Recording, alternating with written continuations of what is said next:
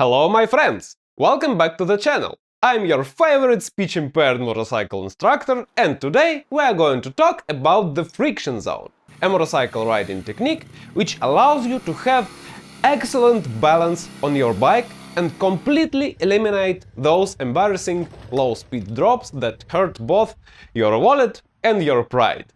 And it doesn't matter how heavy your motorcycle is or where its center of gravity sits. We are not going to balance it with our feet or by throwing our body around.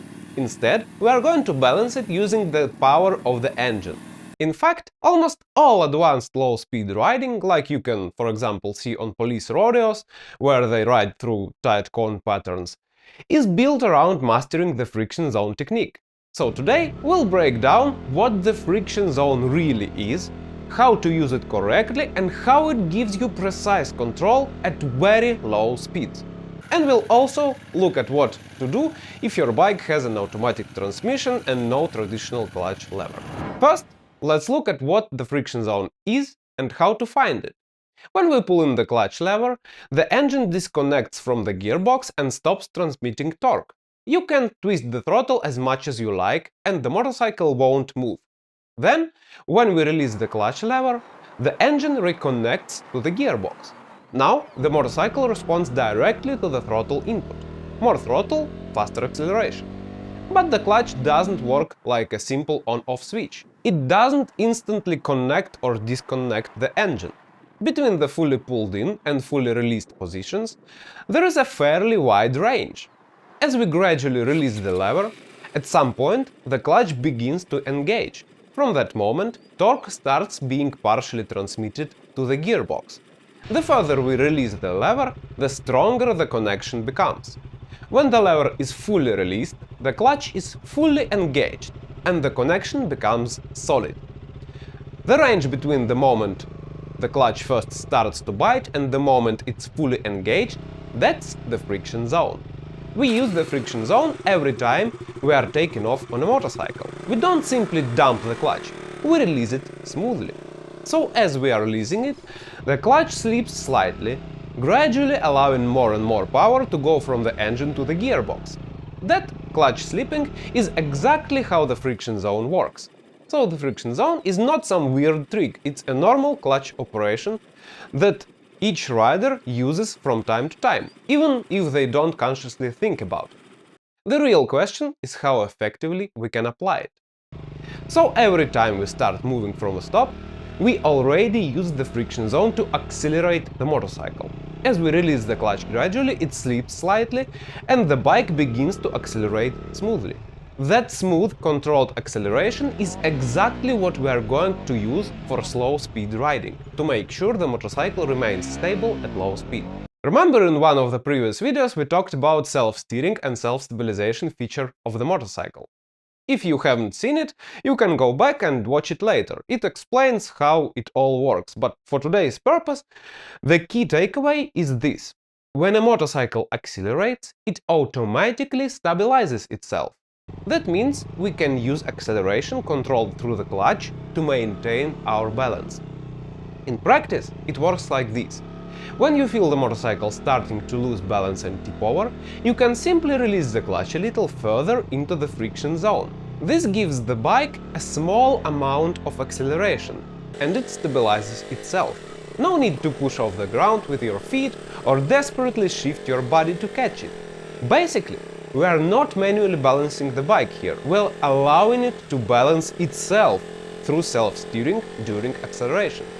During slow riding, the friction zone becomes our precise tool for controlling that process. That's the main idea behind using the friction zone at low speeds. If at any moment you feel the bike starting to fall down, there is no need to panic, grab the brakes, trying to shift your weight or push the ground with your feet. All you need to do is slightly release the clutch and let the bike accelerate just a bit. Even the very small increase in velocity makes the motorcycle regain its balance almost instantly. Now let's turn this theory into a real skill. Because understanding how it works is great, but without proper muscle memory it won't help you very much. For practice, we'll use an exercise called slow race. It is very simple. All you have to do is to ride in a straight line as slowly as possible without putting your feet down. By going too slow, you intentionally create a situation where the motorcycle is the least stable. As the speed drops to a minimum, the bike becomes unstable, and at some point you'll feel like it's about to fall over. At that moment, slightly release the clutch further into the friction zone and give the bike a small amount of acceleration so it can restore its balance. Then repeat the process. Let the motorcycle slow down, wait until it almost tips over, and catch it again by releasing the clutch. Do this over and over again. This exercise also has some practical value. It's very helpful if you often filter through traffic at low speeds. But first and foremost, it's a training drill. Here, we are deliberately making the motorcycle less stable by riding too slow, and then learn to restore balance using the friction zone. By repeating this cycle, slow down, lose stability, accelerate and stabilize, you build the correct reflex. While doing this exercise, you'll quickly notice that using the clutch alone isn't enough. If you try to stabilize the bike just by releasing the clutch with the throttle closed, the acceleration will be too weak. The motorcycle won't speed up fast enough to stabilize itself. That's why here the clutch must work together with the throttle. Keep the throttle slightly open to create a good reserve of power. Then, when you feel the bike starting to tip over, release the clutch slightly.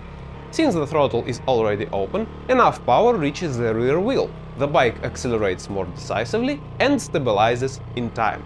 The throttle isn't just important for stabilization here, it also prevents the engine from stalling.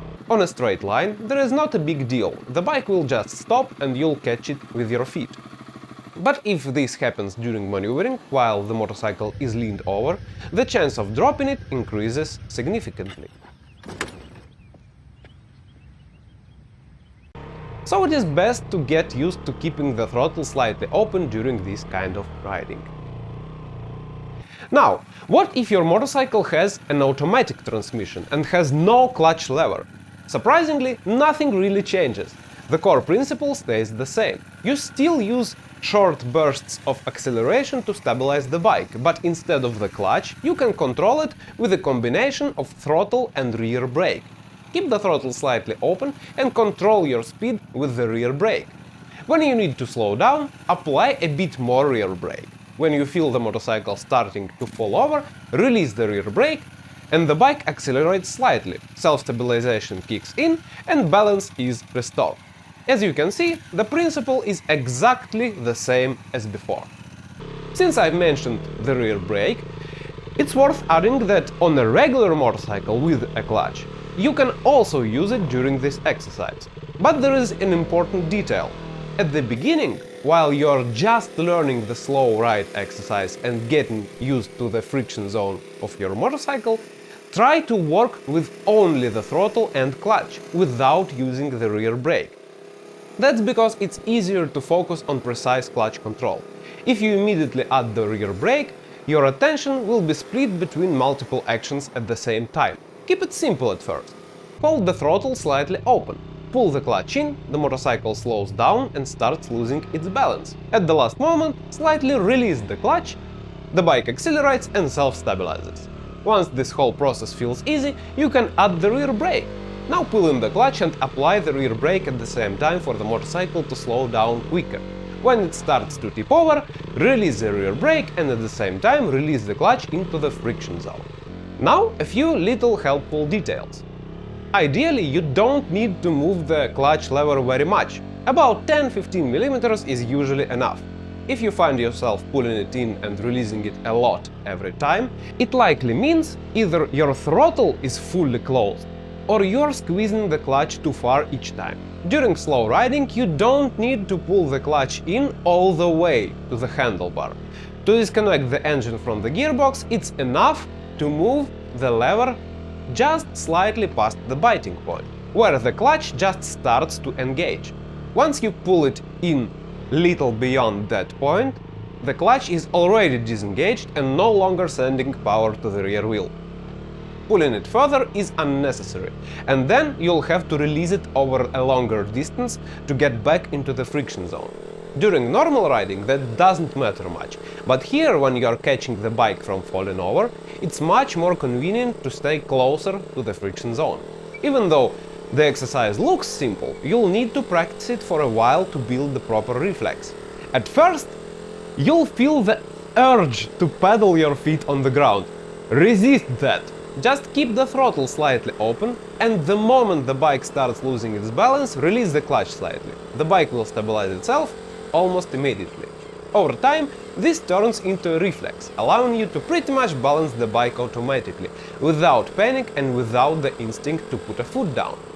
At that point, the friction zone really starts working for you, and you can confidently use it as a base for all your slow speed riding.